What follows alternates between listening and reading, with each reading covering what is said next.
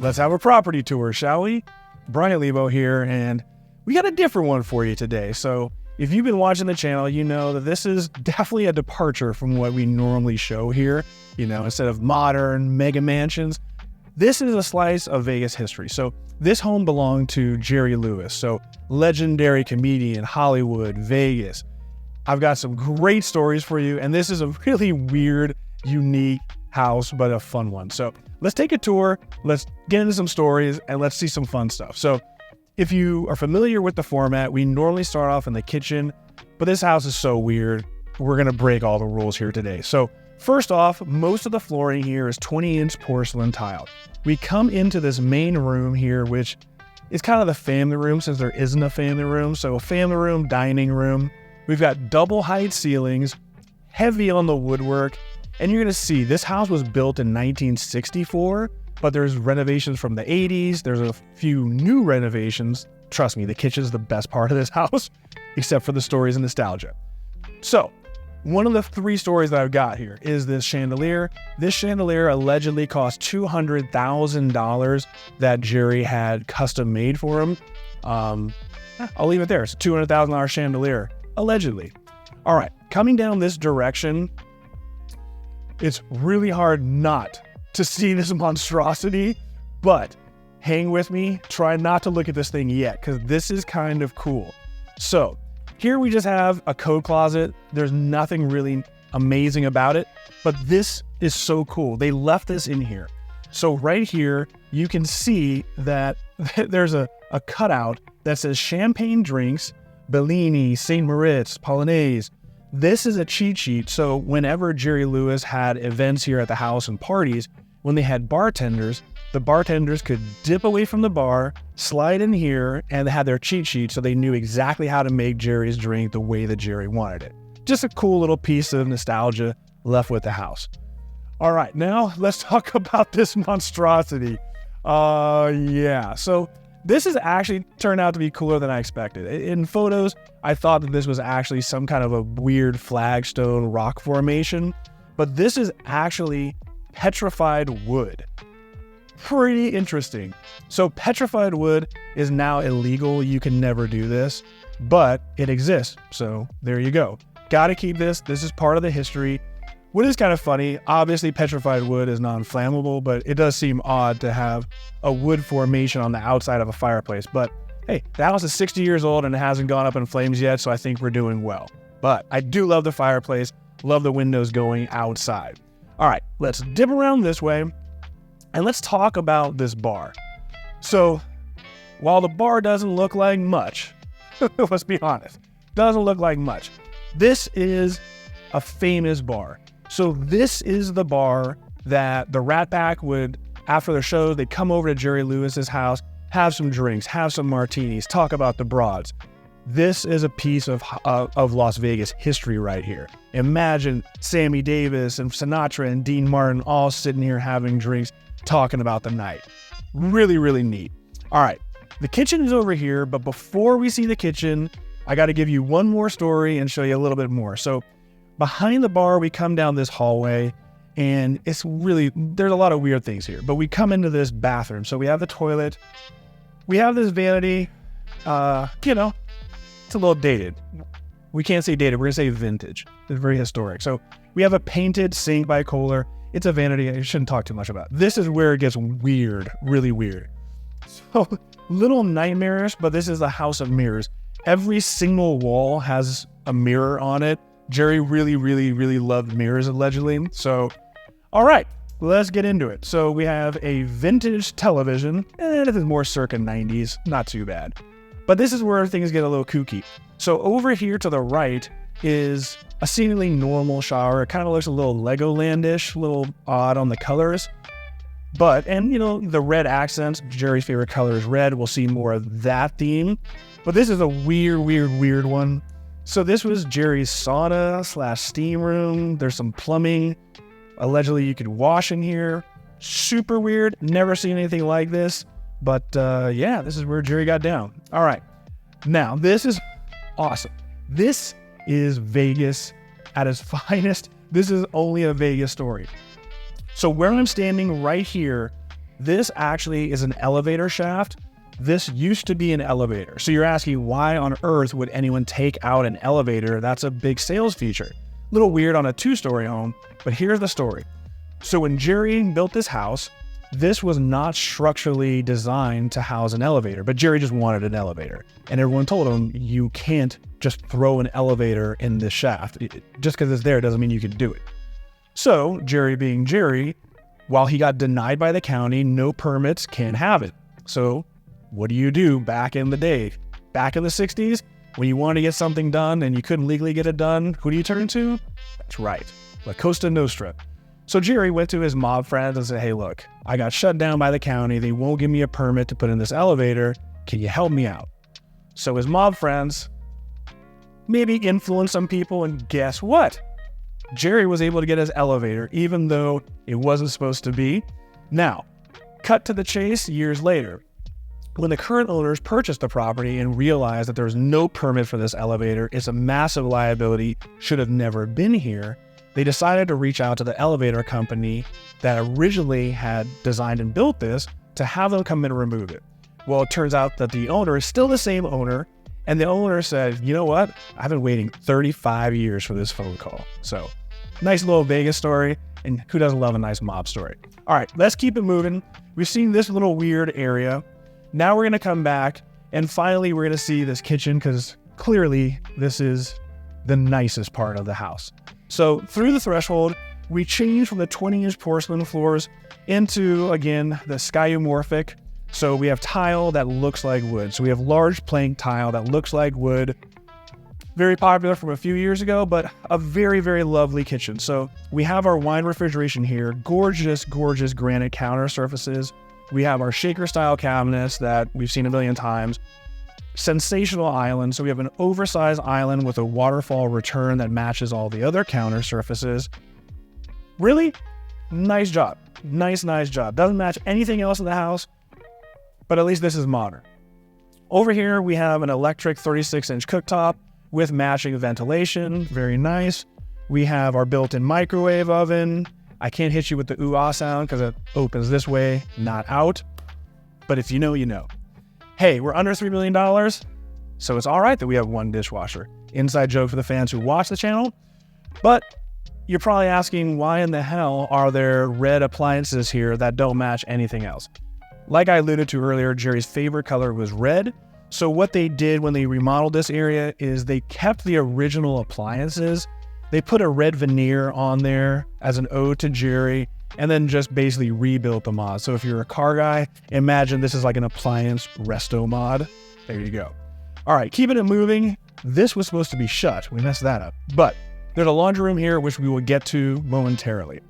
Coming over in this direction, again, we have a buffet return over here, so plenty of storage. We have bar top seating, very nice. Again, this is a really, really nice kitchen. Just the rest of the house doesn't match.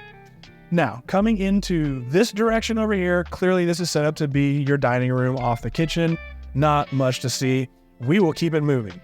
So now we're gonna cut across this area to where we have 2 secondary bedrooms on the other side, the other wing of the house. So again, where we started, here we have our petrified wood creation. We have bedrooms on both sides. We're gonna start to the right. So here we have this heavy bank of linen cabinets, which leads us to this bedroom. This is actually the front of the house. So right here is our driveway area. And it's just a basic bedroom. There's caretakers that are staying in the house to make sure that everything is kosher, that we don't have any break-ins, no weird people trying to peek at Jerry's house. Coming in here, we definitely have a nice little country theme going on. Leave it there. And then over here, if you really like vintage, clearly they left this alone. So this is like an ode to the 60s, early 70s, super, super yellow, tons of color. We're going to see a little bit more color here in a minute, but vintage. Keyword for the day, vintage. Kind of like the smoked glass, vintage. All right, coming down the hallway here, watch your step. Joke for later. Coming in here, we have another bedroom. I'm not quite sure what the purpose was for this. I don't know if this was Jerry's little exercise room. We have a wall of mirrors again. This could have been a movie theater screen. There's tons of electrical here. Probably makes the most sense that this was some form of display, television screen, screeny room, what have you. All right, coming in here, we have a somewhat remodeled bathroom. So we have the drop-in vanity, Calcutta countertops, undermount sinks, the normal basic remod. Use your imagination for the mirror here. We left that for you. Then over here in this direction, somewhat of a remodeled shower surround. But then we have this baby blue bathtub. I'm assuming this is an original vintage bathtub. I love baby blue. It's one of my favorite colors. Don't know that I need a baby blue bathtub though. Don't know that. Toilet over here. And then this is special. If you're a fan of Trailer Park Boys, I've been stealing cables since grade 6. All right, guys. We have now seen the entire downstairs of the property. I want to show you the Casita because this is where Jerry's office was when he relocated his movie studio. So follow me. We're going to speed through and check this out. All right. Now this door was supposed to be closed so we would have an amazing reveal, but yeah. Welcome to the laundry room. It's a laundry room. Nothing exciting going on in here. I'm assuming that this rack, this server rack, came from the Casita because, again, this was set up to be his office. Now, if we leave the laundry room, this gives us a breezeway. So come out here. This leads us to the Casita. So covered here, this is the breezeway. This is a door from the garage. So technically, you would park in the garage and then have to enter through here into the main dwelling. Very 60s. Coming down here, we have the backyard, which we will see after we see the upstairs. But then this was the main door to Jerry's office. So if he had business, they could come through that gate. They don't have to actually enter his main living dwelling, but then come to this structure. So again, he relocated his office and studios to Las Vegas at some point, and this is where he set up shop. So this would kind of be the entry landing spot, maybe have a secretary here. We have a bathroom in here, not a lot of excitement. We're not gonna spend much time. Coming down here, again, this would be the main entrance area. We have this door over here, which leads into the garage. 4-car garage. Trust me, there's just a lot of stuff in there. There's nothing exciting. That's why we're not showing it to you, but big, 1,000 square foot garage. And then this, I'm only imagining this was actually Jerry's office, denoted and separated by the French door opening, but really neat. And then again, over here is a door to the garage. So Jerry could literally come in and out that way directly to his car. All right, guys, we have now seen the entire downstairs. We've seen the Casita. Let's go upstairs and see what's going on up there. All right, guys, welcome to the upstairs landing. This is incredibly dramatic. I mean, this is very, very 60s, 70s, 80s dramatic. So we have library cases all around the place. And of course, we have our vantage point for the $200,000 chandelier that Jerry was so proud of. All right, now over here to the right is the primary suite, but we're going to start off in the secondary suites, work our way through the weirdness, and then end up where we end up.